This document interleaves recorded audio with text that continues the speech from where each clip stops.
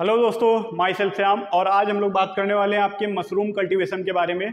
और जो इसकी प्रजाति है वो आपकी बटन मशरूम के बारे में आज हम लोग बात करने वाले हैं। इसका क्या प्रोसेस होता है, इसकी कैसे कंपोस्ट बनाई जा रही है, कैसे इसमें आपका स्पॉन भरा जाएगा, कितने दिन बाद इसकी पलटाई भूसे की हो रही है, सारे प्रोसेस की बात हम लोग स्टेप बाई स्टेप करने वाले हैं। तो चलते हैं अपने टॉपिक की तरफ। क्या होता है आपका मशरूम के बारे में, मतलब आपके मशरूम में बटन मशरूम के बारे में हम लोग बात करने वाले हैं। तो इसका परिचय देख लेते हैं।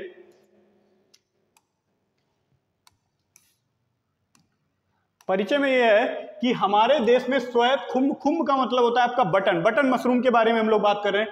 खुम्ब की एगरिकस बाइस्पोरस, जो एगरिकस बाइस्पोरस है, मतलब वो क्या आपकी मशरूम की एक प्रजाति जो आपकी बटन मशरूम की है। प्रजाति की एक खेती व्यापारिक स्तर पे की जा रही है। उत्पादन की दृष्टि से खुम्ब का विश्व में प्रथम स्थान है और देश के मैदानी एवं पहाड़ी भागों में श्वेत बटन का खुम्ब या शरद ऋतु, हम लोग जो आपका बटन मशरूम होता है उसको शरद ऋतु में उगाया जाता है, क्योंकि इस ऋतु में तापमान कम और हवा में नमी अधिक होती है। इस खुम्ब के उत्पादन के कवक जाल फैलाव के दौरान 22 से 25 डिग्री सेल्सियस तापमान की आवश्यकता होती है। जो आपका मशरूम कल्टीवेशन है उसको टेम्परेचर की जो आवश्यकता होती है वो आपकी रहती है 22 से 25 डिग्री सेंटीग्रेड। और जो इसके लिए आपका टेम्परेचर रहता है, क्योंकि सिर्फ शरद ऋतु में उगाया जा रहा है, इसका तापमान कम रहना चाहिए और हवा में क्या होनी चाहिए, नमी रहनी चाहिए आपकी। नेक्स्ट है इसमें इसका तथा 75 से 80% नमी की जो जरूरत होती है आपके बटन मशरूम को कल्टीवेशन में जरूरत होती है। शरद ऋतु के आरंभ व अंत में इस तापमान व नमी को आसानी से बनाया रखा जा सकता है। जब आपकी ठंडियां स्टार्ट होती हैं या फिर जब आपका इंड हो रहा होगा ठंडियों में, तब आपको इस तापमान को आप बना सकते हैं। समझ में आ रहा है आपको? अब बात कर लेते हैं आपके बटन मशरूम, श्वेत बटन मशरूम को उगाने की विधि। तो जो इसकी कंपोस्ट बनती है, सबसे पहले तो इसकी दोस्तों कंपोस्ट बनती है, तो पहले हम लोग कंपोस्ट के बारे में बात कर लेते हैं।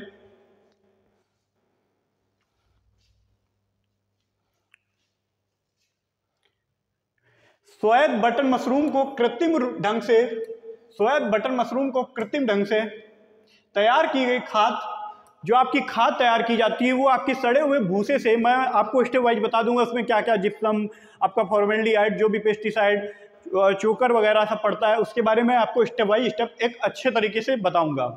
तो श्वेत बटन मशरूम को कृत्रिम ढंग से तैयार की गई खाद कंपोस्ट में उगाया जाता है। जो आपका बटन का मशरूम है उसको कंपोस्ट में उगाया जाएगा। श्वेत बटन मशरूम को उगाने के लिए खाद दो विधियों से तैयार की जाती है। एक होती है छोटी विधि, जो आपकी छोटी विधि होती है उसमें आपका खर्चा ज़्यादा आता है, बट लंबी विधि छोटी विधि से खाद तैयार करने में समय कम लगता है, लेकिन अधिक पूंजी लगती है और संसाधनों की आवश्यकता होती है। तथा यह विधि लघु स्तर पर खुम्ब मतलब होता है आपका बटन उत्पादन, मशरूम उत्पादन की दृष्टि से उपयुक्त नहीं है। लघु स्तर पर मशरूम उत्पादन करने के लिए लंबी विधि से खाद तैयार करना उचित माना जाता है। अतः यहाँ पर लंबी विधि कंपोस्ट तैयार करने के लिए विधि का विवरण दिया जा रहा है, जो कि आपका नीचे दिया हुआ है। लंबी विधि से खाद तैयार करना, कंपोस्ट खाद बनाने के लिए इनका इस्तेमाल करें।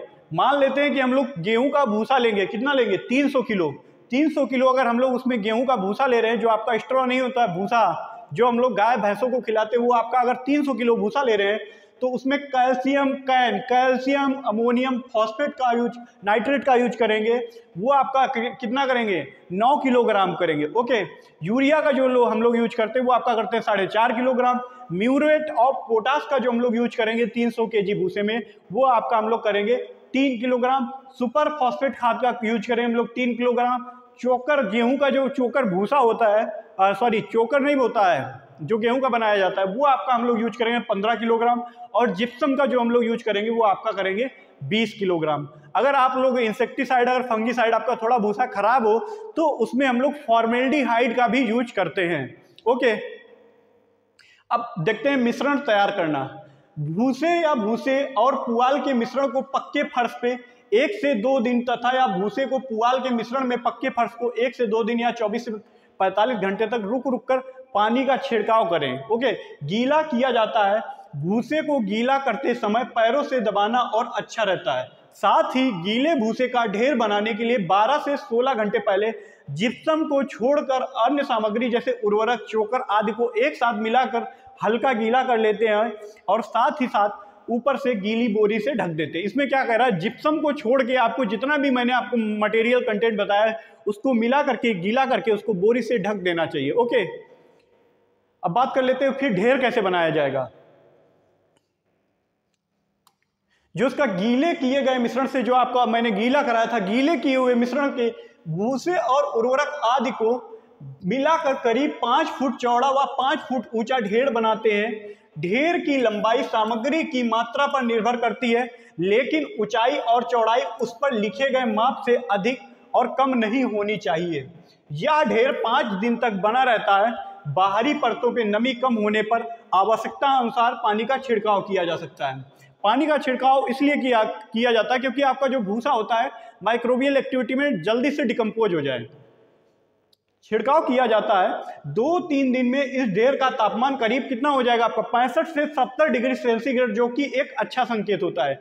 2-3 दिन के अंदर आपका क्या भूसे का जो आपका टेम्परेचर हो जाएगा वो आपका हो जाता है 65 से 70 डिग्री सेंटीग्रेड। ये देखिए मैंने ऐसे भूसा लिया था। जब क्या हो रहा है आपका कंपोस्ट कितने दिन, 15 से 20 दिन में तैयार हो जाएगा। कैसा देखो, ऐसा बिल्कुल आपका कंपोस्ट बन के तैयार हो जाएगा।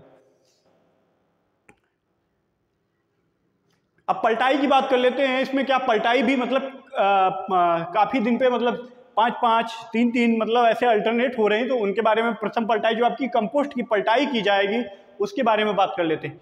प्रथम पलटाई जो आपकी पहली पलटाई होगी आपके कंपोस्ट की, 6वें दिन पर ढेर को पहली पलटाई की दी जाती है। पलटाई देते समय इस बात का विशेष ध्यान रखें ढेर के प्रत्येक हिस्से के उलट पुलट अच्छी तरह हो जाए।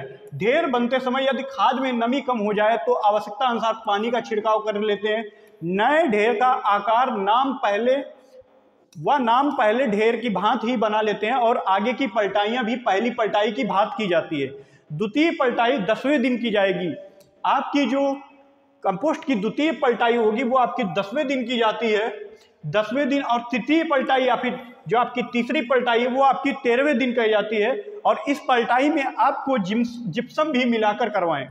जब आप तीसरी पलटाई करवा रहे होंगे तब उसमें आपको जिप्सम भी मिलानी पड़ेगी। और चौथी जब आप पलटाई कर रहे हैं तो वो आपको करनी होगी 16वें दिन, और 5वीं पलटाई आपको 19वें दिन, और आपकी जो छठी पलटाई होगी वो आपको 22वें दिन करनी होगी। इस पलटाई के समय नुआ मैलाथिलान जो आपका फंगीसाइड एंड इंसेक्टिसाइड का काम करेगा उसका छिड़काव करना चाहिए। ओके, नेक्स्ट बात कर लेते हैं आपकी 8वीं पलटाई। 8वीं पलटाई आपकी 28वें दिन में ढेर को तोड़ने के पश्चात कंपोस्ट में अमोनिया गैस की गंध नहीं आनी चाहिए।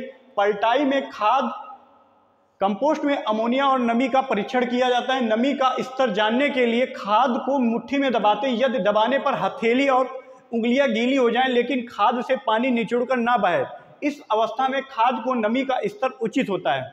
जब आपका क्या मतलब खाद की जो टेस्टिंग होगी उसमें क्या होगा, आप मुट्ठी में क्या लेंगे, कंपोस्ट लेंगे ना, उसको दबाएंगे, बट आपका क्या है गीली हो जा रही, बट उससे जो आपकी खाद है उससे पानी नहीं निकलना चाहिए, तो सबसे अच्छी मानी जाती है। इस अवस्था में खाद में नमी का स्तर उचित होता है और ऐसी दशा में कंपोस्ट को 65 से 70% पर नमी मौजूद होती है, जो कि बिजाई के लिए उपयुक्त है। अब हम लोग बात करते हैं स्पॉन कैसे डालेंगे, मतलब स्पॉन कैसे भरेंगे पैकेटों के अंदर। बिजाई विधि से तैयार खाद में बीज मिलाकर जाता है। बीज देखने में श्वेत व रेशमी कवक होते हैं। जो आपका मशरूम होता है वो एक प्रकार का फंगस होता है। रेशमी कवक जाल युक्त होता है तथा इनमें किसी भी प्रकार की गंध नहीं होती। बिजाई करने से पहले बिजाई स्थान और बिजाई प्रयुक्त किए जाने वाले बर्तनों को 2% फॉर्मेलिन के घोल से धोएं। बिजाई का काम करने वाले व्यक्ति अपने हाथों में साबुन से धोएं ताकि खाद में किसी प्रकार का नुकसान से बचा जा सके। इसके बाद 0.5% से 0.65% की दर से बीज मिलाएं, यानी कि 100 किलोग्राम के तैयार कंपोस्ट के लिए 500 से 700 ग्राम बीज पर्याप्त है। जो आपकी 100 kg होगा उसके लिए आपका अगर आपकी जो कंपोस्ट है वो अगर 100 kg है उसके लिए कितना आपका बीज जरूरत होगा, 500 से 700 ग्राम आपका बीज पर्याप्त है।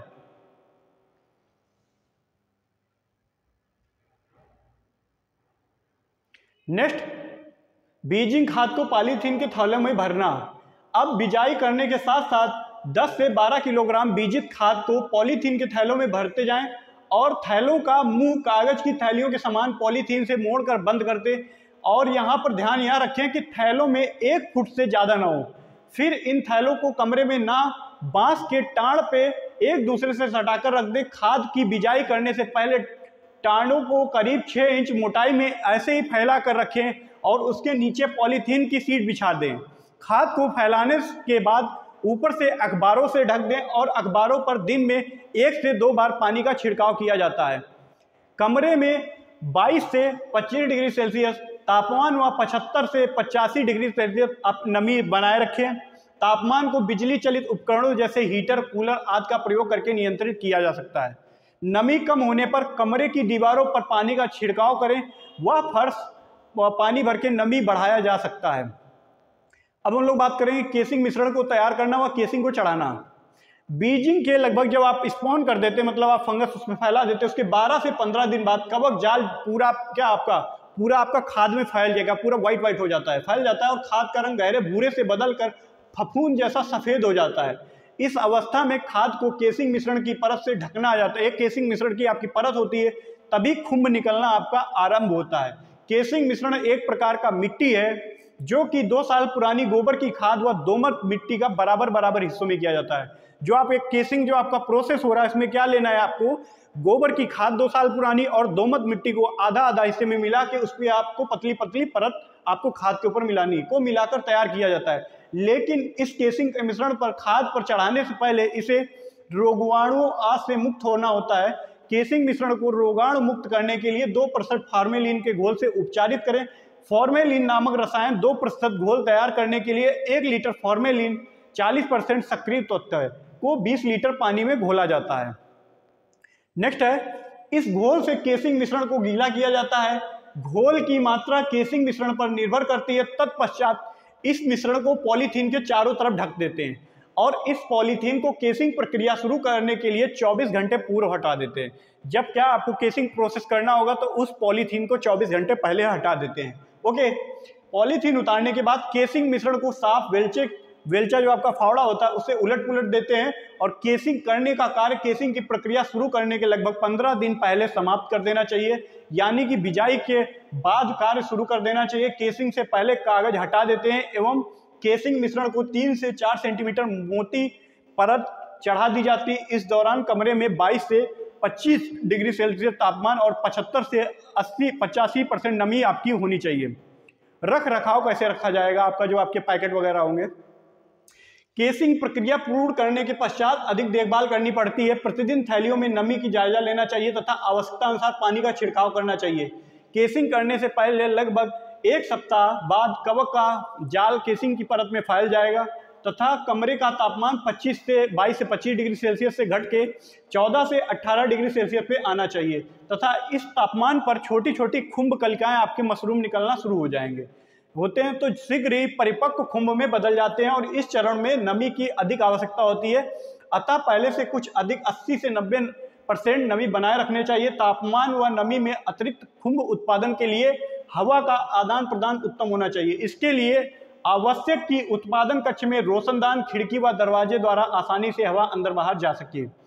अंदर की हवा बाहर जा सके, सुबह कुछ देर के लिए दरवाजे व खिड़कियां खोल देना चाहिए। अब मशरूम की हम लोग तुड़ाई कितने दिन बाद कर रहे हैं? जब आपकी मशरूम की कलियां बनने के लगभग 24 दिन बाद विकसित होकर बड़े बड़े मशरूम परिवर्तित हो जाती हैं, जब इनमें मशरूम की टोपियों का आकार 3 से 4 सेंटीमीटर हो जाता है तथा टोपी बंद हो जाती है, इन्हें परिपक्व समझना चाहिए और मरोड़ कर तोड़ लेना चाहिए। इसे 2 से 3 दिन फ्रिज में रखते हैं और लंबे समय तक भंडारण करने के लिए मशरूम को 18% नमक के घोल में रखा जाता है और 1 क्विंटल कंपोस्ट से औसतन जो आपका प्रोडक्शन हो रहा है, उत्पादन हो रहा है, वो आपका होता है 15 से 20 किलोग्राम मशरूम की उपज होती है। ओके, नेक्स्ट है, इसमें आमदनी क्या हो रही है? मौसमी स्वायत्त बटन मशरूम के उत्पादन में प्रतिशत किलोग्राम मशरूम पैदा करने में कम से कम 25 से 35 रुपये प्रति किलोग्राम की बचत होती है। मशरूम उत्पादन में कुल 50,000 तक खर्च आता है, जिसमें आमदनी करीब 1.5 लाख रुपए होती है। मंडियों में मशरूम के अच्छे दाम न मिलने के कारण किसान मशरूम को बड़े व्यापारियों और बेकरियों में बेचते हैं, जिससे उनका दुगना लाभ होता है। मौजूदा समय में 1 किलोग्राम स्वायत्त बटन मशरूम की कीमत 100 से 120 रुपये है, जो आपकी बटन मशरूम की कीमत है। वीडियो अगर आपको अच्छा लगा, इन्फॉर्मेटिव लगा हो तो कृपया चैनल को लाइक और सब्सक्राइब करें। जय हिंद, जय भारत।